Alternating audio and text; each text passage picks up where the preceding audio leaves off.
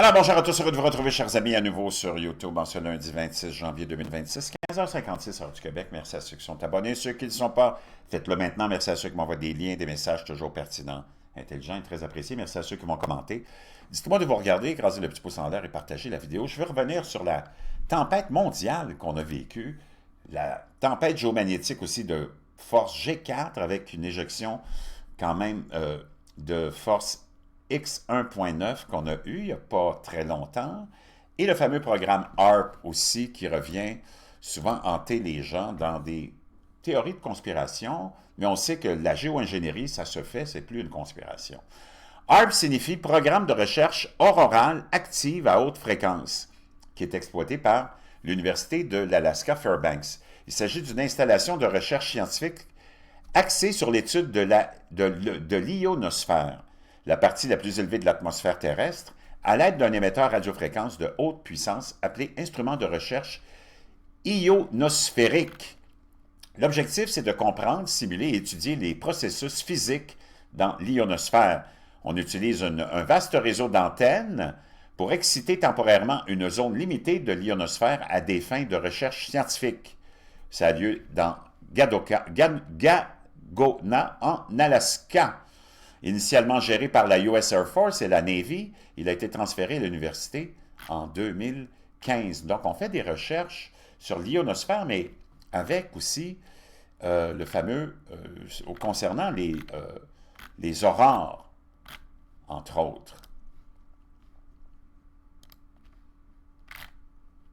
Le but, c'est d'étudier les propriétés de l'ionosphère, son influence sur les signaux radio et des applications potentielles en matière de communication et de surveillance.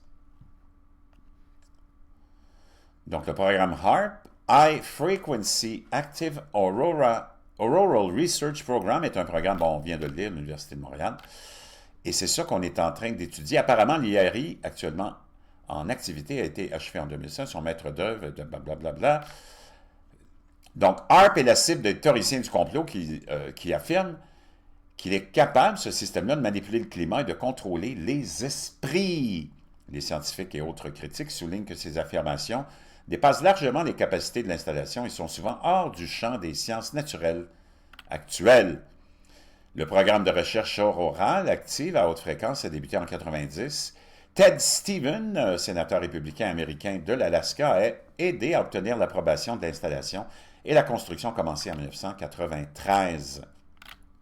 Donc, on envoie des signaux de différentes puissances vers l'ionosphère. Ce signal peut être pulsé ou en continu. Les effets de l'émission et de la période de récupération sont étudiés grâce à des instruments associés, notamment des radars VHF et UHF, des récepteurs HF et des caméras optiques.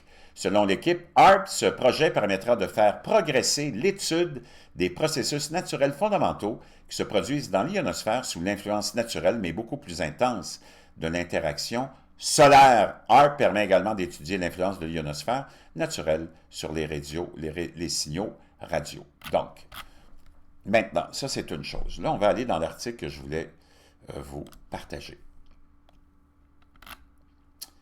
Et concernant tout ce qu'on a vécu dans les derniers jours. Cauchemar géotechnique. Après d'étranges aurores boréales, tempête hivernale massive aux États-Unis, il y a déjà 10 victimes et plus, on est rendu peut-être même à 20, après un vortex polaire et un cyclone dévastateur en Italie. Wow! Et la table des matières, ce qu'on va aller voir, voici ce que résume cet article-là. Les États-Unis en proie à une vague de froid intense. On est rendu naturellement à plus de 11 victimes, 1 million de personnes privées d'électricité. La plus grosse tempête de neige depuis des années s'abat sur New York. Ici aussi au Québec, je viens d'aller finir le déblaiement. Là. Il y a au moins 30 cm de tombée et le froid qui continue. Après un trop grand nombre d'essais HARP en Alaska, peut-être, hein, on a une vidéo là-dessus, une tempête hivernale qui débute apportant verglas et fortes chutes de neige sur une grande partie des États-Unis, 6 décès, mais c'est plus que ça. Vortex polaire, des aurores boréales, 46 États en état d'alerte, un mur d'eau aussi haut qu'un immeuble de 4 étages s'abat sur la côte calabraise, et ainsi de suite, et ainsi de suite. Le froid et le verglas persistent, touchant la quasi-totalité des États-Unis. Et les grandes villes américaines, les autorités du Texas et de la Caroline du Nord, en passant par New York, ont exhorté les habitants à rester chez eux. Abstenez-vous de voyager. Donc, à Washington, les trottoirs et les rues étaient recouverts de plusieurs centimètres de neige. Donc, on revient là-dessus sur le froid, le froid, le froid. 1 million de personnes sont privées d'électricité. Je vous laisserai le lien. Donc, je veux sauter plusieurs choses pour arriver à le plus important. Vortex polaire, stratosphérique majeur, je t'en ai parlé. Quel est le double cyclone qui menace l'hiver? Il s'agit d'un réchauffement soudain de la région polaire de la stratosphère. S'il s'intensifie, ce réchauffement stratosphérique majeur pour entraîner un affaiblissement et une scission du vortex polaire. C'est ce qui nous amène exactement à ce qui arrive. Mais maintenant, HAARP, le dossier HAARP, hein? On va y revenir. Il n'y a toujours aucune certitude, et ce ne sont que des hypothèses déjà évoquées l'an dernier, mais malheureusement restées sans hypothèse. Mais les experts analysent attentivement les mouvements climatiques de fin janvier. Donc, on s'attend à, comme je te dis, beaucoup, beaucoup, beaucoup de froid pour pour février plutôt.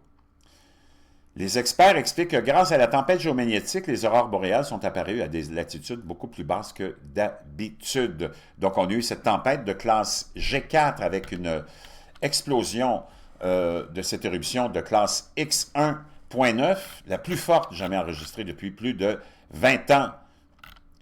Jusqu'à récemment, la station HAARP envoyait régulièrement des alertes concernant ces expériences d'un bombardement géomagnétique de l'ionosphère. Mais après le scandale de mai 2024, où elle fut accusée de provoquer des aurores boréales précédant des phénomènes météorologiques dévastateurs, elle a réduit ses communications officielles. Donc, on a cette tempête-là. Est-ce qu'il y a beaucoup de gens déjà qui prétendent que peut-être que c'est de la géo-ingénierie, peut-être qu'on a fabriqué cette tempête presque mondiale, 46 États en état d'alerte et ainsi de suite. Le cyclone Harry, une puissante tempête méditerranéenne, a semé la désolation dans le sud de l'Italie. On a vu des images de ça aussi, je t'en ai montré, c'est complètement hallucinant. Le cyclone Harry a causé au moins 740 millions de dollars de dégâts dans le sud de l'Italie. Donc, on essaye de faire tourner ça aussi autour de HAARP. Je vais y revenir. Un mur d'eau aussi haut qu'un immeuble de 4 étages s'abat sur la côte calabraise. Donc, on est dans des vraiment situations de cataclysme majeur. Donc, je vais recommencer du début ici. Je pense que le premier article que je vais aller voir, c'est ici. Je pense. Donc, eux autres, ils y vont sous peut-être une espèce d'angle plutôt géo-ingénierie. Dossier HAARP, le vortex polaire a provoqué la pire catastrophe hivernale aux États-Unis après de nombreux tests géomagnétiques secrets et dangereux menés dans la tristement célèbre station aurorale d'Alaska. On prévoit des températures, bon, on parle de ça, on revient sur les températures, mais là, je vais voir c'est quoi les liens et qu'est-ce qu'on amène avec cette idée-là.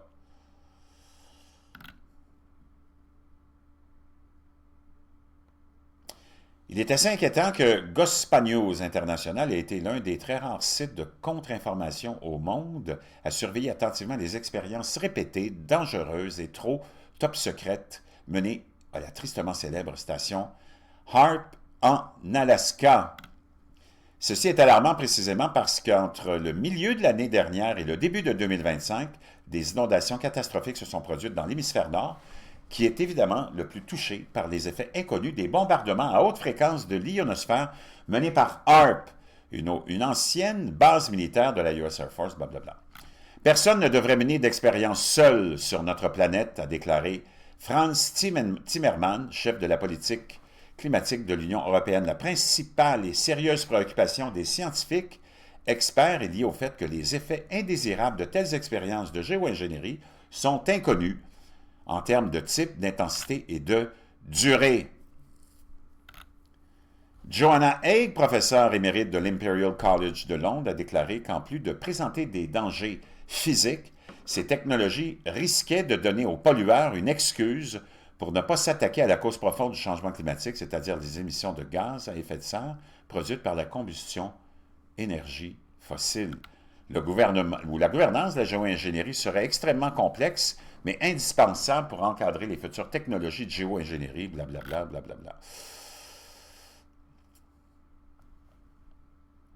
Mais aucun des scientifiques reconnus qui dénoncent le changement climatique, ni ceux qui le contestent à l'aide d'études faisant autorité, comme la lente augmentation de la calotte glaciaire antarctique, ne semblent avoir le courage de vérifier la corrélation probable entre des essais de géo-ingénierie et le vortex polaire qui a provoqué la pire catastrophe hivernale. Donc, on essaie de faire tourner ça autour de ça. Et ça s'en va dans toutes les directions. Hein. Il faut faire très attention à l'information qu'on va chercher. Psychose climatique démystifiée, la banquise arctique ou antarctique a lentement augmenté depuis 1979 selon une étude scientifique. La banquise autour de l'Antarctique a lentement augmenté depuis le début des relevés satellitaires continus. En 1979, la variation observée étant imputable aux fluctuations climatiques naturelles. Dans un article publié en début d'année, 4 scientifiques de l'environnement affirment par ailleurs que tout indice d'une responsabilité humaine dans ces changements reste non concluant. Bien sûr, cela ne concerne pas les médias traditionnels qui, depuis des décennies, crient au loup au sujet de la banquise antarctique plutôt, pour promouvoir le fantasme de la neutralité carbone. L'année dernière, la banquise hivernale Cookson, rédacteur scientifique du Financial Times, a déclaré que toute la région est confrontée à une cascade catastrophique d'événements environnementaux extrêmes qui affecteront le climat mondial. D'après les données satellitaires, les scientifiques notent une expansion prolongée et progressive de la banquise jusqu'en 2014, suivie d'une brève période de déclin soudain de 2014 à 2019, et la croissance a ensuite repris malgré un ralentissement temporaire vers 2022. Donc, il faut que tu fasses... tout est complètement cinglé. C'est complètement gaga. Moi, je te dis qu'on est dans un grand minimum solaire. Comment dire? Ma conviction de ça, c'est avec tout ce qu'on a vécu, puis ce qu'on a étudié ensemble, puis ce qu'on a observé. Parce que moi, je prétends être rien sauf un gars très curieux.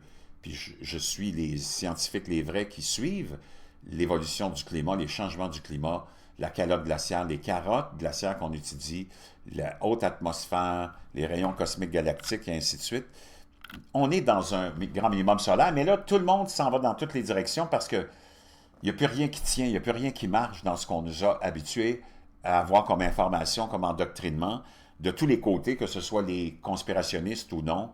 Tout le monde est un peu déstabilisé, déréglé par ce qui se passe en ce moment, c'est-à-dire qu'on est en train de vivre le grand minimum solaire. Puis c'est pas fini, ça fait juste commencer. Ça va être vraiment intéressant à suivre. Nous autres, on a suivi ça depuis le début. Ça fait à peu près 5-6 ans qu'on en parle, que les gens en parlent, ceux qui sont émérites et qui ont l'autorité pour en parler parce qu'ils font des études, puis ce sont des scientifiques. Je suis pas mal convaincu que ça y est, on est dedans, puis tu vas voir plein de choses se produire. Ça va être vraiment des décennies à venir qui ne seront pas faciles à traverser.